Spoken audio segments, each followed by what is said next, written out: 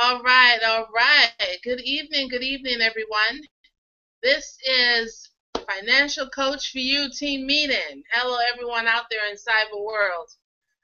This is already the second week of August. The second half of the year is like upon us, right? I'm Financial Coach Ray, the CEO, the founder of Financial Coach for You. Thanks for taking time out to join us this evening. You are in for a treat. Virtually, you can meet with us via your smartphone, your laptop, your iPad. You can meet with us basically on the go. Thanks to Google Hangout feature and cyberspace and Ingresso Cybernetico we use in the platform. So getting all dressed up, going to a meeting is just a thing of the past. The world that we live in is constantly changing, so we have to evolve along with the world to keep up with things. So grab a pen, grab a paper, take some notes. At every team meeting, my goal is so that you walk away with some nuggets. Some nuggets that you can share with your family members, your loved ones, your friends, or just total strangers that you managed to have a conversation with. So without any further ado, I want to introduce our panel. And first off, we have Coach Latasha. She's chiming in from Arkansas. Nice to have you on board, Coach Latasha. And then we have our resource coach, Michelle. Michelle is here in San Diego. If you ever need resources, that's the woman to go to. And then we have our numbers cruncher, Ted. Ted is here in San Diego. He also works with me here full-time at the home office. And next on our panel, we have Coach Wakil. Wakil is chiming in from Texas, and he will be bringing us our motivational seconds and also opening up in prayer. So I'm going to turn that panel over to you, Coach Wakil. Thank you, Sister Ray. Like Sister Ray was saying earlier, it's a virtual reality. We come together, once a week just to update each other and to work on helping the world become better financially educated. So if we all bow our heads, I go through prayer. Dear Father God, we just want to thank you for tonight, giving us this day with all your grace and all your mercy, dear Father God. First of all, I'd like to send a special prayer out to Sister Latasha. I ask that you just camp your angels around her, there, Father God, and help her conquer her scare that she had, not too recently, there, Father God, and give her the strength to move past it, as well as keeping her family in our prayers right now, dear Father God. My deep condolences goes out to those, dear Father God. I ask that you just continue to camp your angels around all of us as we travel and we get hard news sometimes, or we have just things in life that we can't seem to get past there, Father God. And you know that you've already made it possible for us to get past. Those doors you will open for us there, Father God. I also ask that you just continue to watch over us tonight as we go through this training process, that we take something from it, dear Father God, that we can transfer over and pass on to somebody else, that we truly educate our minds tonight, dear Father God, to just take on the blessings that you pour through other people so that we may receive them, dear Father God. Open our minds to your word and your understanding. It's in your precious name we praise you, we thank you, and we love you. Amen. Amen. All right. Okay, there's some feedback somewhere. There's a lot of feedback, like noise in the background. So I don't know if. Hold on. Just, yeah. One of the things when we're live, we pick up the background, so you want to make sure that you're in a quiet spot. Sorry. Yeah. Okay. For my motivational second tonight, I have a little piece. Let me see if I can find it. What is it?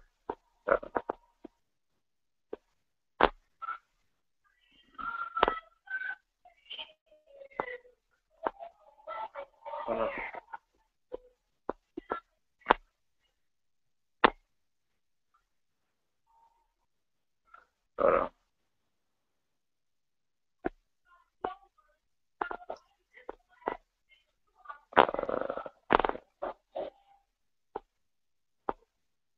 Okay.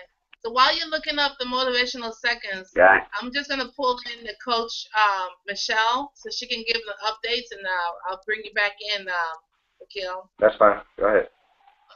Okay. All right. So Coach Michelle. Hi, can you hear me? Yes, I can. Thank you. Awesome. Okay, so far we have a few things lined up here. Still, we have movies in the park that are going on throughout the summer, and I believe the last week for movies in the park is going to be the last week of August. And we can find a full schedule on www.sandiego.org, and just go to the movies in the park and the events tab, and it will tell you about what movies are showing. This last Friday, we had an awesome time at the backpack giveaway. Actually, we got 30 surveys for the backpack giveaway event, and 6 of those were high school interns that are very interested on coming on board through our internship program. So that's awesome, and it's great to hear that the young ones are starting to get interested and learning new things. Also, we have an upcoming class this Thursday in El Cajon. So if there are any coaches out there that are available during the lunch hour, please contact Coach Ray because we still need help in that area. Um, Other than that, I guess we don't have any more updates. So back to you, Coach Ray. Thank you. All right. Thank you so much, Michelle. And you've been such a blessing, just being available to help out the team with whatever resources that they need. It's wonderful to have you on board. So, Coach Wakil, are you ready for our motivational seconds? If you Yes. are, just unmute yourself. All right, I got it. Okay. How bliss it is, yet we all show it, moving this and that aside, still to go nowhere. Holding yourself from moving forward, denying every attempt you were given to make your life different. We suffer from difficult struggles because we ignore our checkpoints, reality wake-up calls, or even those who reach out to help us. Identify your ignorance before it's too late. Pray and always keep God first. Back to you, Sister. Thank you so much. And that just leads right into our topic of discussion. Um, Ignorance about finances. There's just no excuse. No excuse whatsoever. Um, it's so easy to get upset about all sorts of things. You listen to the media, and it seems like there's nothing positive on the news. You turn it on, and it's just negative after negative after negative. People are just looking for things to just like lash out at. There's police brutality here, there's crime over here, there's shooting, there's drugs and crime, and it's just like crazy. But you you do have to make choices in life, and we all do, right? You have to react on, yeah, there's positives, there's negatives, and there's positives, but you have to react the most um, beneficial way. You can't allow situations and circumstances to dictate how you are going to react. It's so easy to also blame, our financial ignorance on the government. You know, Uncle Sam, the government just take out too much out of my paycheck. If only I would get this extra amount, I would be set. You can't blame the government. You cannot blame your boss. You cannot blame your parents. You can't even blame God. And folks are looking for that blame game. But let's be real for a moment.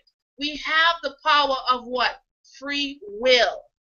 We should be accountable for the choices that we make, whether the choices are good or bad, because in this high-tech society that we live in, everyone has a smartphone. If you can't figure it out, then it's, I don't know. But everyone has access to a smartphone. You see kids going to school, and they're like, information highway is right here. So there's no excuse why you cannot get information about any situation that you're going through. Sometimes people might say, oh, I don't have internet access at home. I'm like, is there a local library in your area? You can definitely utilize that service. It's free to use the library, the computers of the library. Or how about your friend, your neighbor? No more excuses.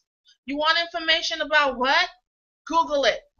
www.google.com. Whatever information that you type into Google, you're going to get lots and lots and lots of information. For example, type in finances, type in debt solutions, type in investment strategies, type in mortgages. You just get bombarded with tons and tons of free information at your disposal.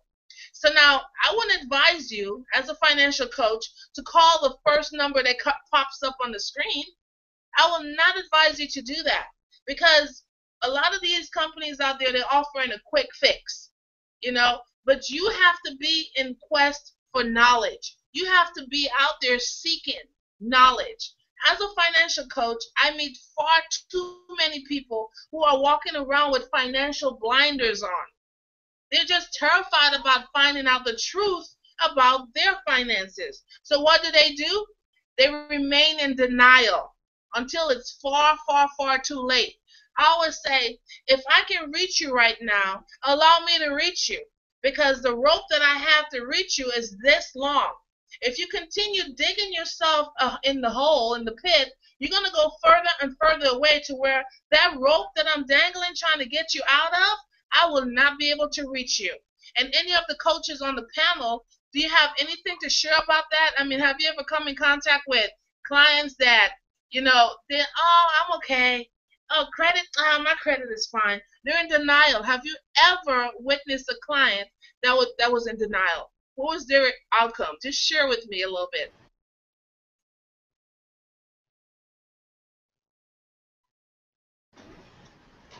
Yes, Okay, Ted. there's quite a few that actually that uh, they're always in denial, and that's the hardest part as far as being a coach, and just so why can't they see this? When we go through the whole process with them and show them in black and white where they're at, and we go through the surveys and address those concerns, they're still in denial. That's it's. But as coaches, like last week, we just have to continue on and press on because we can't reach people if they don't want to be reached. If they don't want to open their minds and really listen and Right, educate themselves, and that's what we do. We do educate families out there and what is available. Like I myself, I wish, I had a financial coach back then, but I can't turn back the time. Uh, I've only known about these type of products that's available 9 years ago, and one of the biggest thing that I really want to share out there is just that with being in the world of business out there, you got your job. Everybody, the only thing is your 401k. I mean, in 2008, I've lost a major chunk of that. So I'm just fortunate enough that at that time I wasn't retiring. So I'd like. I'm just so fortunate that we are financial coaches and we're trying to reach people out there and share what we know. right. And so I definitely agree because I know sometimes especially you, Ted, you spend a lot of time crunching numbers, putting together a game plan for a family. You've done the research for them, and now you're presenting them with some solutions. And when you get done with it, all they say is, I don't know, I'll have to think about it. Think about what? Moving forward. Think about what? Your financial independence.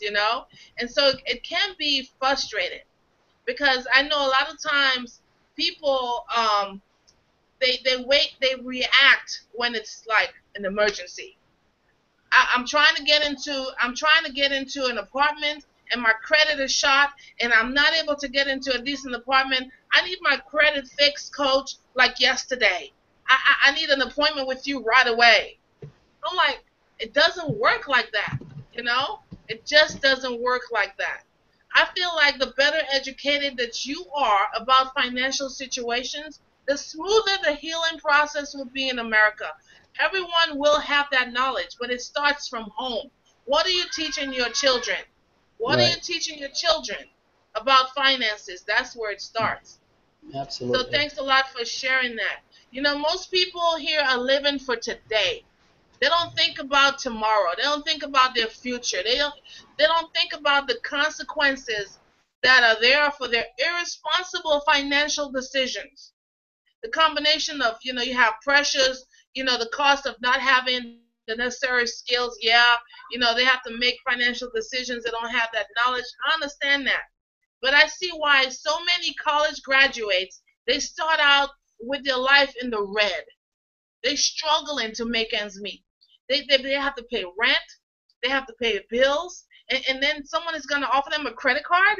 They think it's free money. You know, the first thing that goes through someone's mind, especially right out of college, is not saving for retirement. They're thinking about what I need to survive because the loan companies, the Sally Mae's and the Freddie Macs, they're coming after them. They want their money. Okay, and so how much debt? Since you're talking about college graduates, I want to ask my panel, how much debt does an average college student have after not just their associates, but like maybe their bachelor's or even their master's degree? How much debt do you think that individual have? I'm gonna say a good 60, 70,000. 60 or 70,000 right out of school? Yeah. And then do you think they have a plan on how to repay it? Of course not. But I they mean, have that degree, you know? yeah, I mean, you think about it. I mean, I'm not even gonna lie to you.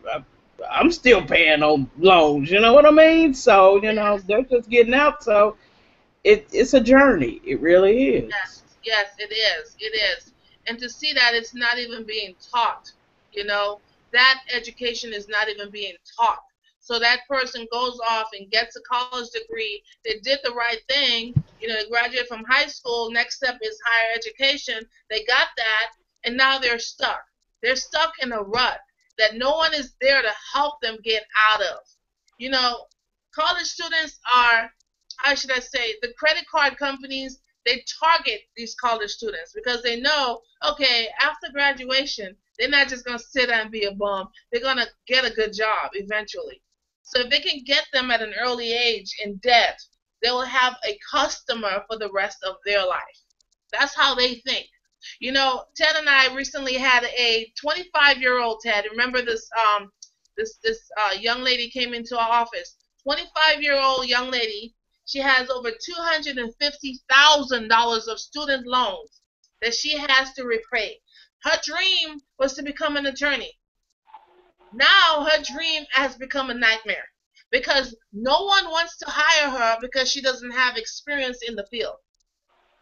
So now she's working outside of her field trying to make ends meet. And I'm just like, 250,000, that's a mortgage. That's, in some places, that's two or three mortgages. How do you get out of this debt? You know? But I believe that did you have something to share, Coach Wakil? Yeah. Okay. I was gonna speak on that. Me currently being in college myself right now. You get sold a dream. Back when I was 19 years old and I was applying for college and I got accepted, I was also thinking in the long run, I don't want to pay for school. I don't. Because I knew people that were getting out, and because, like you said, of the experience issue, they weren't being able to get jobs in their field. A lot of them were more upset that they spent all that money and wasted their time just to graduate and not even do what they really set out to do. And so I got to thinking, if I am going to go to school for something and it's going to be a gamble, why not go ahead and, join the armed services, have them pay for it? I started thinking early. But even then, the education that was needed for me to truly understand, okay, I'm about to step out in the world on my own. What do I need to have an understanding of? I knew nothing about credit cards other than that they get you in bad debt. I knew nothing about loans. I didn't know what a personal loan was, a car loan. I didn't know how to get money that wasn't mine and be able to pay it back. So that dream was sold to me. You know, you go to school and they start telling you, oh, you're going to get out with your type of degree. Yeah, yeah, you'll get a six-figure salary, you know, a good paying job, and you'll be able to pay off, you know, any debts that you'll have. Oh, we're only talking $20,000, $30,000 student loan. You'll pay that back within the first year. But they're not understanding that there's this thing called bills, and they come every month, and the cost of living continues to go up, and gas and all these other things that jump in front of your student loans hit you. And then what else happens? Your student loans hit you 6 months after you graduate. Now you start paying back something that you didn't even have a chance to use yet. You know, so we got educated for what? And you know what I'm saying, that we can't blame the government, like you said earlier, but they know that though. They know that we're undereducated to be smart enough to know what we're about to get ourselves in. Because they won't hire you unless you have an education, but they won't give you a job once you have the education because you don't have the experience. Right. So it's a catch-21. It's a Always. catch-21. You know, it's a catch-21. So now moving forward, how as financial coaches, how do we solve this problem? Because obviously the government is not going to step in and say, hey, come, let me give you some free education. You know, it's only when financial education, I believe, is introduced to children at the young age, elementary grade level. Once they can read and write and understand, they need to be introduced to financial literacy. You know, that's when we're going to see a whole lot of dividends pay off later on in life. Because if you look and see, take for example, the people that's making the choices, the decisions for the entire country, okay, the people that are making choices, they don't have that education. They don't. They can't even manage their own personal checkbook. How in the world could they manage to balance the nation's checkbook? You know what I mean? How in the world can they do that? So now when you're teaching young people how to manage their money effectively, it's easy to groom them and bring them up.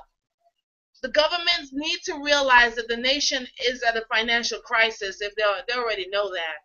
But what they need to do is go over and beyond and start supporting millions of adults out there who are currently struggling with their finances. Financial institutions, I call them out, the banks, the credit card companies, the mortgage lenders. You know, they're responsible for all this predatory lending that's going on here in America. They need to step up to the plate and try to help these working people, you know, with classes, you know, show them how to manage what they have. If you, I remember back in 2007, 2008, just before the market went south, people they were not able to buy homes based on their income. So what the mortgage company did was allow them to state their income. And so a lot of them got these big old fancy houses. And Ted, you can speak for that because you're a real estate agent. You know, they were able to get homes that they could afford. They knew these people could not afford the payments. And interest-only loans, come on in. State your income. We'll get you the best house on the block. And people were buying these homes like crazy. You know, I had a friend of mine, and she says, come, Ray, I want to show you my house. And I went down there, I was like, whoa, you can afford this house on your income? She says, well, I have an interest-only loan, and then I have a second loan, and I'm working 2-3 jobs to pay for my second loan. We'll handle it, but we're homeowners now. How crazy is that mentality? So needless to say, she ended up losing that house a couple years later, so along with millions of other Americans that caused the crisis, you know, that we had. And so I encourage everyone out there at the sound of my voice, take a self-diagnosis of your finances. Ask yourself, am I living way above my means? If I'm married, but my spouse and I do not work together on our finances, is that a good thing? Do I invest in my company's 401k plan and really don't know how it works? I just do it because my company says I have benefits? Or how about this? Am I expecting God to just show up and rush to my rescue because of all the bad decisions that I make? Remember now, there are consequences. Okay? Um, do you know the difference between wants and needs? Am I spending my money mindlessly and later I suffer the consequences? Do my children have a concept of financial management? Remember now, if you as a parent do not have that concept, how are you able to pass it down to your children? How are you supposed to break that cycle? If you were to die prematurely, let's say today, because you know tomorrow or the next second is not guaranteed to you, you can clock out anytime, but if you were to die prematurely, right, will your family be financially devastated? Do they have the finances to keep it going? Or basically, am I simply too prideful or too embarrassed to reach out and ask for help? The first step comes with asking for help. Just like if you have a gambler, someone that's addicted to, whatever, medication, drugs, or whatever, the first step for that individual is admitting that they have a problem. That's how the healing starts. So if you say, I need help, coach, I tried doing it on my own and it's not working, I need help. Then we can step in as coaches that are licensed, that care about you to help with the healing process. Anyone else has anything to share before we close out about this awesome topic here, financial ignorance? Yeah, I have a little bit of an understanding. I guess I can help. Yes, go ahead, coach. Okay. Uh, I'm sorry. Yeah. So, like you said, the financial ignorance. Um, oh my God. Sorry, Mark. Yeah. Yeah. Financial ignorance. For those, when we talk to people in the future, especially the people that we know need that help. Like I've talked to people in the past where they're scared about knowing that their finances are not that good, knowing that they may have messed up. They're not really willing to sit down and accept the fact that they need that help. It's like any 12-step program. The first step is admitting that you need it, and then getting the right help, seeking the right people who care enough to help you, want to continue to help you and watch you grow. We grow and we develop. Straight up, the government's not going to do anything for you. Uncle Sam, like you said, is not going to come get you and say, hey, let's get you the best, thing since sliced bread. They all want money. The moment somebody steps out, any type of agency, credit card, banks, lending companies, they step out and they start handing out financial classes, they start losing money. Okay, so we're competing. We're constantly competing. They're never going to change. They're not going to be the way they are. They're making somebody else rich and making other people poorer. Okay, we have to find a way to develop kids at a young age, like you said, whether it's playing games like Monopoly with them, telling them that they get a weekly allowance, but they also have to pay for like, food and rent, make stuff up. Give your kids the best understanding of how it's going to really be when they get out there in the real world so that there's no mistakes. You don't get that same call, Mom, I went out and I did too much and now I'm in so much debt I can't live on my own. Right. What was the limit age in California, Ray? It was 26 years old as a legal limit age you can live with your parents to by, or some Yeah. crazy number like that. I'm sorry, I grew up with the mindset of being out of my house by 18. But with the Yes. way the economy is going nowadays, it's scaring kids into believing they can actually survive on their own. Because there is the way it's going, there's no means of survival because you can't afford to. Right. So Right. I know it's a long-winded answer, but it really, really comes down to how we're approaching this daily.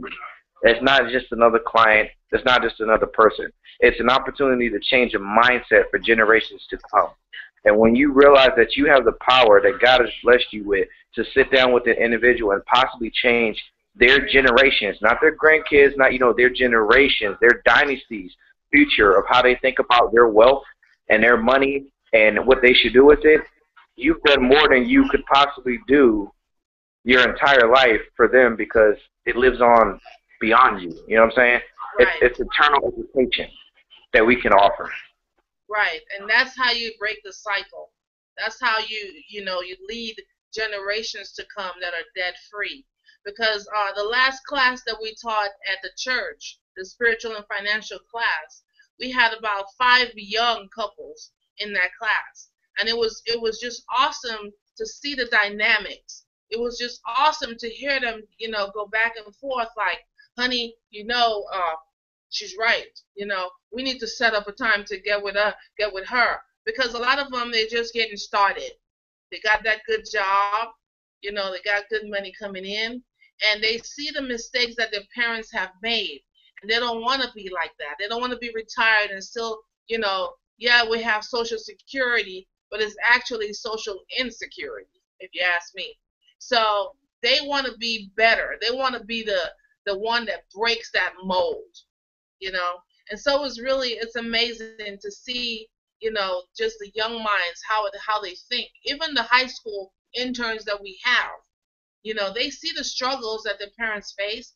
The one high school kid said to me, young adult, I keep saying high school kid, they're young adults, said to me, I want to be able to pay for my clothing, my school clothes, and my supplies because my mom cannot afford it.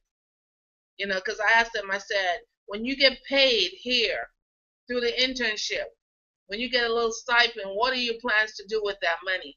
A lot of them would say, oh, I'll go spend it and go to the movies, buy some shoes. But when you hear a young person that gets it, it makes all the difference in the world, because you're planting that seed in that child's mind at an early age to think not as a consumer and not a loner. That's huge. That's huge. Anyone else have anything to share? I just want to say another thing we have to realize is that the financial crisis that we're in, we got to realize that it didn't happen overnight. So it's no easy Right. fix. So you gotta work at it and continue to work at it. And like you said earlier, I mean, when you want to find out who Drake is or who all these other people are, what do? You Google it. So if you really want to be financially free, Google it. You can find Right. it out, and that'll break that curse of just being ignorant. You Right. know better, you do better. Right. And while they're Googling, they can Google who financial coach for you is, right? And they'll Exactly. see what we offer Exactly. family, right? Exactly. Right. Exactly. Right. Coach Michelle, you got any closing remarks? Coach Ted?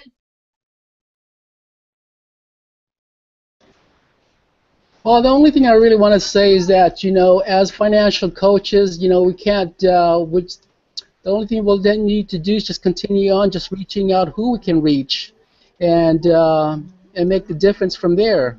That's all we could do as of Right. this point, and and continue to just educate families who wants to be educated. Right. That's awesome. You start with one person. And then who does that one person know? It Right. leads you to multiples because that one person could open up the door to where we're going in and teaching classes Absolutely. at small businesses. We do lunch and learns during lunchtime, 30-minute sessions. We go in and we bring the lunch. Sometimes it's pizza, salad, drinks, and 30 minutes. We go in for 15, just give a brief overview on who we are, what we do, and then we lead with the survey, the menu. Remember the menu? This is what we lead with. Everyone fill out the survey questionnaire. Let us know how may we serve you. What do you need help with? And we take it from there. So I just want to end in letting everyone know out there in cyber world, both locally and all throughout the U.S., there are numerous classes and workshops and seminars and events taking place throughout the U.S. Google should be your best friend. Here in San Diego, we have classes that range from free to hundreds or sometimes even thousands of dollars. But I advise you, as the financial coach, is to take advantage of the free information and stay away from the get rich quick schemes or scams, I should say. Avoid purchasing costly startup kits. You know, if you go to a free event, trust and believe it ain't really free because they have the books, the DVDs, the brochures, the kits. You have to go in there with the mindset like I am not buying nothing. Whatever they give to me, I can Google it. I can get that information elsewhere. Because what you end up having is a library full of stuff that you ain't never gonna use. You know, I remember going to my first real estate free event and I walked out with a kit. And I was like, oh my gosh, I got everything that I need to make some money in real estate. And 5 years later, the stuff was still in that kit because I didn't have a coach to help me play this game. You understand what I'm saying? I didn't have someone to say, Ray, this is what you need to do first. This is what you need to do second. And I'm like, I'm not going to read all this material. Are you kidding me? This is foreign language to me. So it stayed in that kit. Okay? So learn to say no, especially when they're coming after your money. You know, you'll see people line up against the wall and they're going to use pressure tactics to like, hey, if you're interested, go stand here. If you're not interested, here's you can get your little free meal or whatever and see you. Bye. They don't care. They're worried about this line right here on the left that's standing to go buy these kits.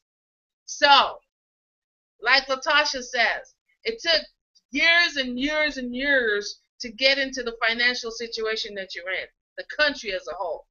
So it's not going to be overnight that you get a success. It takes planning. It takes work and progress. And we as financial coach for you is here to help you play this money game and win at it.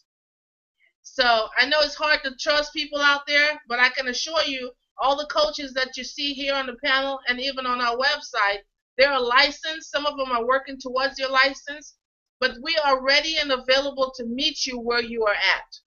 We'll help put together a game plan for you.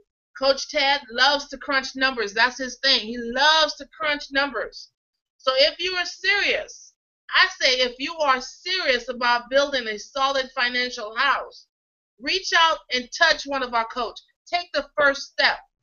So now I utilize my God-given talents, you know, and abilities to teach financial literacy all throughout San Diego. Now we can reach you virtually. We can actually touch you and basically teach you via the web. So is it okay to give out my website? Absolutely. It is www.financialcoach, the number 4, the letter U.net. And I urge you, if you're hearing this recording and you like what you see, fill out a survey questionnaire and let us help you. Okay? So I'm going to turn it over to you, Coach Wakil, for closing remarks and also to close us out in prayer. All right, thank you, Sister Ray. Once again, I want to thank everybody for coming here tonight. You know, we're in the comfort of our own homes, or we're traveling on the road, or whatever we may be doing. We took about that time and that responsibility to show up, to be present, to be accounted for. You know, you be a part of the team. You want to play, you come to practice. As Sister Ray is always coaching us about. Let's just all bow our heads. Dear Father God, once again we come to you as humble as we know how. We thank you for this night and opportunity to come amongst each other as brothers and sisters and to share information and help educate each other and really focus in on this financial crisis that we have going on throughout the U.S. We understand that it starts with planting a seed, dear Father God, and we must water that seed and help it grow and nourish that seed, dear Father God. I ask that you just continue to help us understand and push as we talk to new clients throughout the week and we deal with all types of people, you know, those who may have ignorance from the start, dear Father God. May we talk to them and change their mindset and help them, you know, get over that hump that they locked themselves into, you know. We also ask that you continue to camp your angels around Sister Latasha and her family members, as well as any of our other family members who may be going through stuff in hard times right now, dear Father God. I ask that you just keep them safe and safe traveling mercies their night, dear Father God. And as we go throughout this work week, dear Father God, open up our minds to what we need to get done at work so we may not have a stressful day and we'd be more happy just to deal with the people that we come and count and we interact with, dear Father God. It's the impression, wonderful, and we praise you, we thank you, and we love you. Amen. Amen. Thank you so much, Amen. everyone. Thank you, Wakil. And we'll see you next time.